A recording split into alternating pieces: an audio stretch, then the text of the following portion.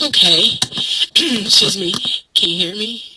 All right. So as we look at some of those answers and responses to the question, how might inquiry help us with the goal of promoting inquiry and social studies, I once again will say good afternoon. And I too am glad to be here with you and to have those of you who've joined us participate. So as you look at the slide before you, we want to spend a little bit of time looking at the direction we have taken in North Carolina in the writing and adopting of our new essential standards and, of course, our conceptual framework. So we want to make some connections that will reinforce the fact that we have been talking about inquiry. We actually spent a great portion of our Summer Institute in 2012 um, talking about inquiry, and of course that is on the wiki at any point in time you want to revisit that. But as you begin to think about your answers to the response that you just shared with Steve, and you think about connecting to our concept-based framework, you'll see on the screen we've got some points there that really tell you that concept-based units do promote inquiry. And so we put on this slide for you a reminder that it's a process. Our standards have a conceptual framework by which they are written, and then the developing of the curriculum from those standards, we are really promoting the development of concept-based units. So with the development of those units, you look at inquiry, and students are naturally curious. People are naturally curious. And so curiosity really drives interest. And interest drives knowledge, understanding, and engagement, which is connected to your skills. And this, keep in mind, is what we have been talking about since 2011. Talking about the CUD, of course, the knowledge, the understanding, and the processes or being able to do, which is your skills and your engagement piece. So at the core of social studies, when we start talking about our concept-based direction in North Carolina, at the core of social studies, no matter what the discipline is really about using questions to direct our investigations beyond ourselves into the outside world. So if social studies really is talking about understanding why people do things and why they do the things they do, then applying concepts and big ideas, which goes back to our framework, can also be seen as a fundamental step in helping to promote inquiry as LEAs or school districts, charter schools, and even just teachers in the classroom and the local departments begin to develop their curriculum. Keep in mind those concepts and big ideas that we're talking about for our concept-based framework really do promote inquiry.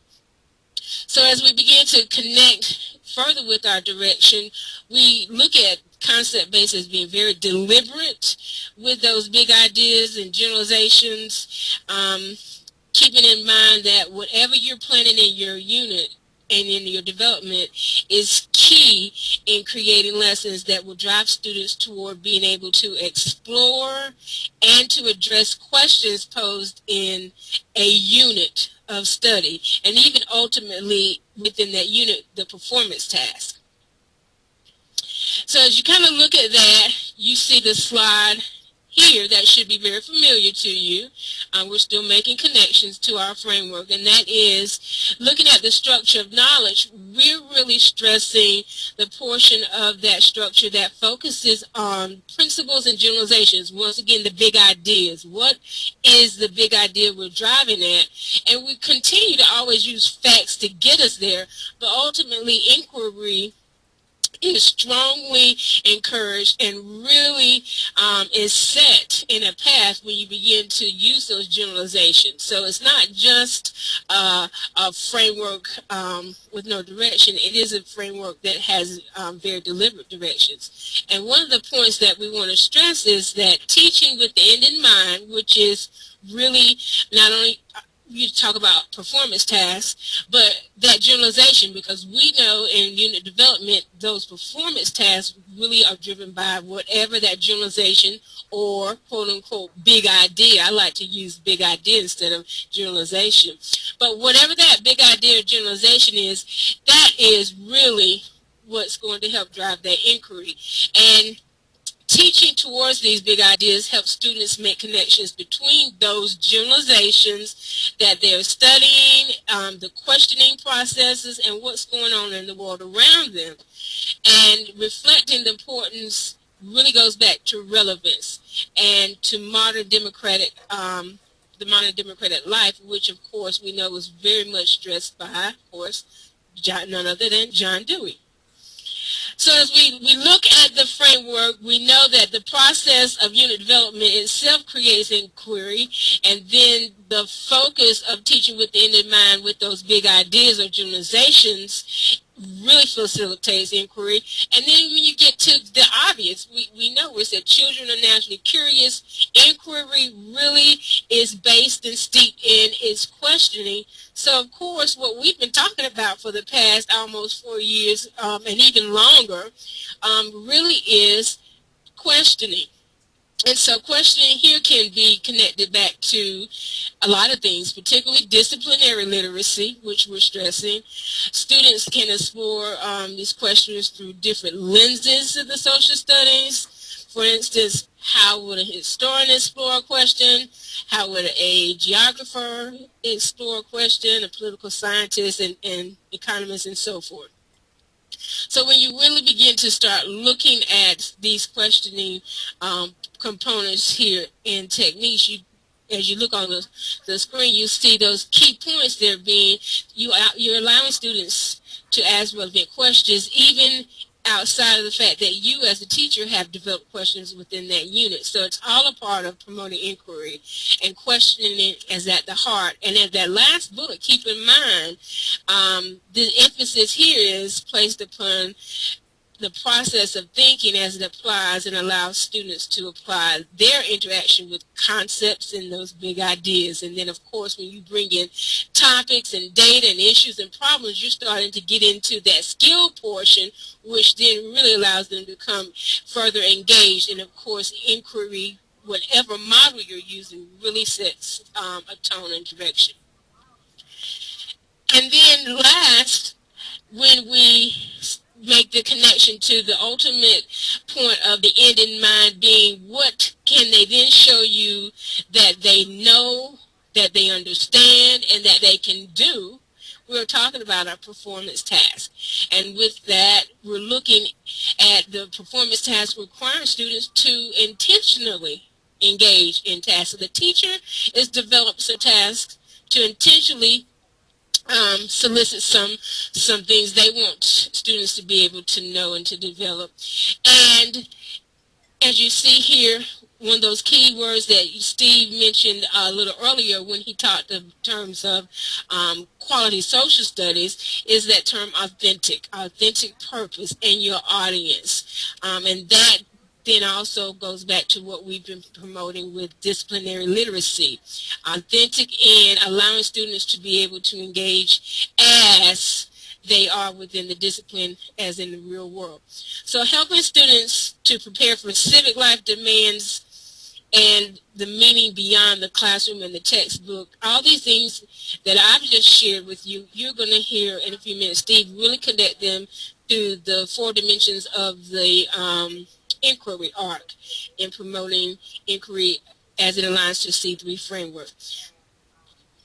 So this brings us to the C3 framework, and one of the questions we want to take a moment to throw out there and allow you to kind of reflect on for a moment is, has anyone in the audience today heard anything about the new C3 framework? And if you have, share with us any questions, or you may save them for later. So as I kind of wrap up, I'm going to turn it back over to Steve, and hopefully we've kind of set the tone that what comes after me, you always know to go back that the C3 framework is not going to be an add-on. It is a part of what we've done and what we've developed. We developed with the inquiry arc in mind prior to there even being the C3 framework.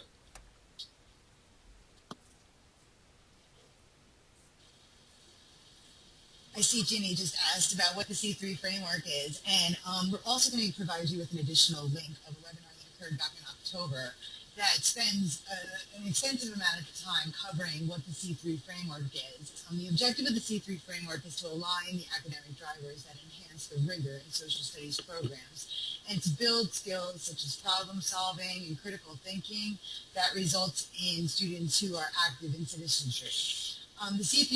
The C3 framework emphasizes the knowledge, the skills, and the understandings that ultimately will prepare students for college, career, and their civic lives.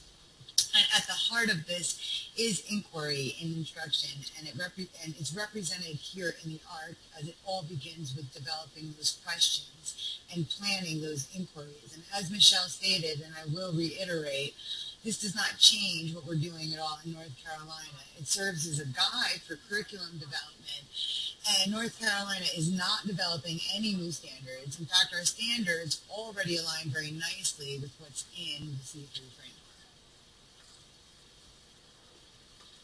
Okay, so as stated, inquiry is central in the C3 framework, and the C3 framework is composed of enduring understandings, or those big ideas that Michelle was referencing, the concepts and social studies skills, and these skills are purposefully included to prepare students for democratic decision making. Note also that inquiry within the C3 framework connects very clearly to our own strands, including culture, even though you don't see it listed here. Eventually, this framework will be expanded to also include additional areas such as psychology and sociology. All right. The inquiry arc in the C3 framework is made up of 4 intertwining dimensions. The first one is developing the question and planning inquiries so that students will develop questions as they investigate societal issues, trends, and events. Second, students apply disciplinary tools and concepts so that students will be able to analyze these societal issues, trends, and events and apply the recently obtained concepts and tools from their civic, economic, geography, and history studies. Next, students gather and evaluate and use evidence to show that they can work together at arriving to a conclusion based on the evidence that they collected, and then they evaluate the usefulness of the various pieces of evidence. Finally, the students work collaboratively and communicate conclusions, and they draw upon the knowledge and skills both that they obtained individually and in groups, and they conclude their investigations to be able to then apply to societal issues, trends, and events. Okay, I see that there's a couple questions. I want to make sure. No? You got it? Okay, good, good. Oh, good. Yes, right here at the bottom is the web address for the first webinar that occurred in October that pretty much addressed the C3 framework at greater depth than what we're hitting at right now, so that, Ginny, that'll give you a full scope of the C3 framework.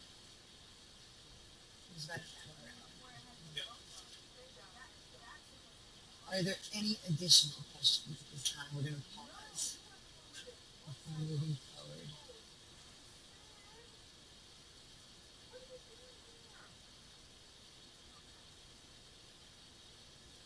Joyce, I see your hand is raised. Do you want to unmute Joyce, or do you want to type unmute?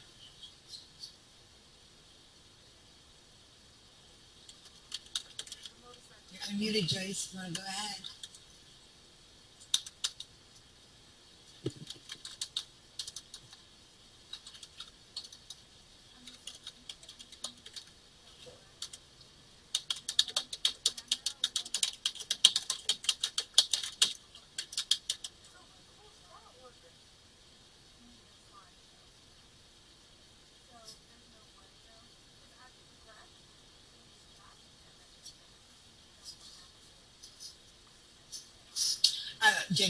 Joyce, absolutely yes.